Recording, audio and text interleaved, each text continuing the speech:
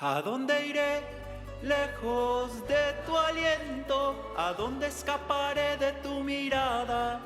Ahí estás tú, allí te encuentro.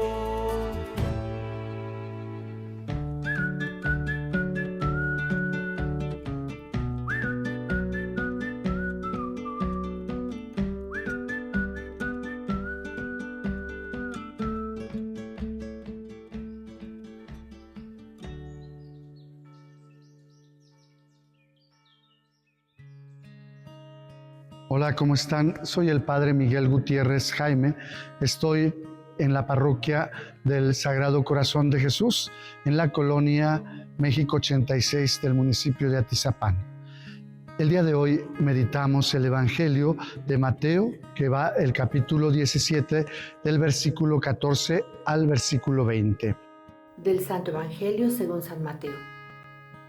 En aquel tiempo, al llegar Jesús a donde estaba la multitud, se le acercó un hombre que se puso de rodillas y le dijo: Señor, ten compasión de mi hijo. Le dan ataques terribles. Unas veces se cae en la lumbre y otras muchas en el agua. Se lo traje a tus discípulos, pero no han podido curarlo. Entonces Jesús exclamó: ¿Hasta cuándo estaré con esta gente incrédula y perversa? ¿Hasta cuándo tendré que aguantarla? Tráigame aquí al muchacho. Jesús ordenó al demonio que saliera del muchacho y desde ese momento éste quedó sano. Después, al quedarse solos con Jesús, los discípulos le preguntaron: ¿por qué nosotros no pudimos echar fuera a ese demonio? Les respondió Jesús: porque les falta fe. Pues yo les aseguro que si ustedes tuvieran fe al menos del tamaño de una semilla de mostaza, podrían decirle a ese monte: trasládate de aquí para allá, y el monte se trasladaría. Entonces nada sería imposible para ustedes. Palabra del Señor. Gloria a ti, Señor Jesús. Fíjense ustedes, cuando llega este hombre, se acerca y se pone de rodillas. Ten compasión de mi hijo que tiene epilepsia y sufre terriblemente. Muchas veces cae el fuego y muchas veces al agua. Lo he traído a tus discípulos y no han sido capaces de curarlo. Cuando nosotros vemos esta narración, lo primero que tenemos que hacer es ubicarlo en el contexto. Y en el contexto es descubrir esa falta de fe de las personas que en ese momento están siguiendo a Jesús, que no son capaces de optar radicalmente por él, sino que pueden ir de un lado a otro. Combina en la figura del hijo una multitud de datos. Primero, está lunático o epiléptico, es decir, tiene periodos en que pierde el control, sufre terriblemente, es decir, los ataques tienen para él consecuencias muy dolorosas, lo llevan a caer a menudo en el fuego y en el agua. Estas precisiones narrativas superfluas, pero que Mateo, a pesar de abreviar notablemente, el texto de Marcos no ha suprimido. Deben de tener un sentido particular. De hecho, podemos ponerlas en relación con los dos personajes aparecidos en la transfiguración de Elías, que acaba de nombrarse. El fuego es símbolo del celo violento de Elías. Recuerden ustedes que Elías ha sido ese profeta de fuego, profeta, algunos le llaman de la ira de Dios. El agua significa también el éxodo. Pasamos de la muerte a la vida. La enfermedad se identifica con un demonio que sale del niño como el espíritu inmundo que sale de un hombre. Al mismo tiempo, esta expulsión es curación, como en el caso del endemoniado ciego y mudo. En este último caso de expulsión de un demonio, condensa rasgos de los anteriores. El demonio que posee al hombre representa una ideología contraria al plan de Dios, que ciega al hombre. Por eso no encuentra el camino, no sabe hacia dónde ir. El pueblo representado en este aspecto por el Hijo tiene exasperaciones periódicas. Busca salir de esa situación inesperada usando la violencia. A veces el fuego, a veces el agua.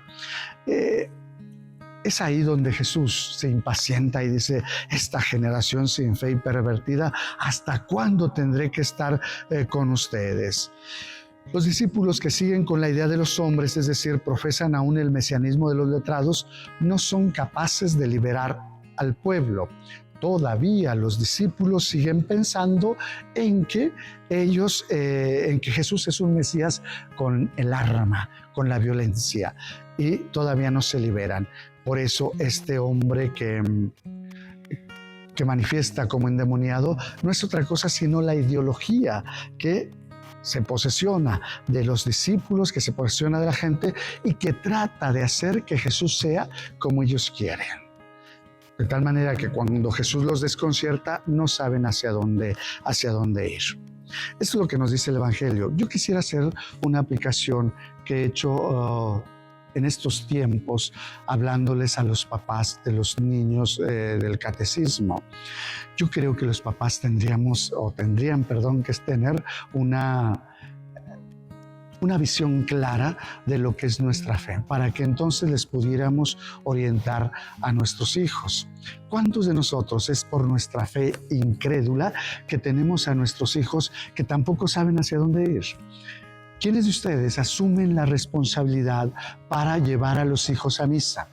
Y la misa ponerla en práctica. ¿Y cuántos de ustedes son más bien vete a misa para que cumplas con el catecismo? Y entonces, lejos de darles una fe sólida, lo único que hacemos es darles una fe endeble. Es ahí donde el Señor dice, gente incrédula y perversa, ¿hasta cuándo estaré con ustedes? La impaciencia de Jesús es saber que hay muchos niños, que hay muchos hijos que no saben hacia dónde ir porque no hay un testimonio de sus padres, porque la fe no ha alcanzado la madurez para enseñarles. Yo creo que es importante que nosotros, como ustedes como papás, se den cuenta de que tenemos una ideología, una idea tan distinta de Jesús y que eso mismo estamos transmitiendo a nuestros hijos. El problema es que cuando los hijos quieren tener una idea distinta, viene la confusión. No saben hacia dónde ir. Y esto se llega a convertir en violencia para consigo mismos y a veces hasta con violencia con lo que no entienden. ¿Cuántos de sus hijos pueden decir que no quieren ir a la iglesia? Porque y se vuelven violentos para con ella, hasta con Dios. Dios no existe. ¿Por qué? Aquí tendríamos que escuchar la respuesta de ellos. Porque no es capaz de transformar a mi padre y a mi madre. Porque no es capaz de transformar a las personas que me deberían de dar ejemplo. No es capaz de hacerlo. Y aquí es donde entran también los discípulos. Mientras los discípulos no caminen con Jesús y en la misma sintonía, no van a transmitir un mensaje. Pero los discípulos puede ser el papá, la mamá, puede ser cualquiera de nosotros. Los que siguen a Jesús, tendríamos que aprender a mostrar la ideología de Jesús de una manera radical. Y así tendría que ser nuestra vivencia.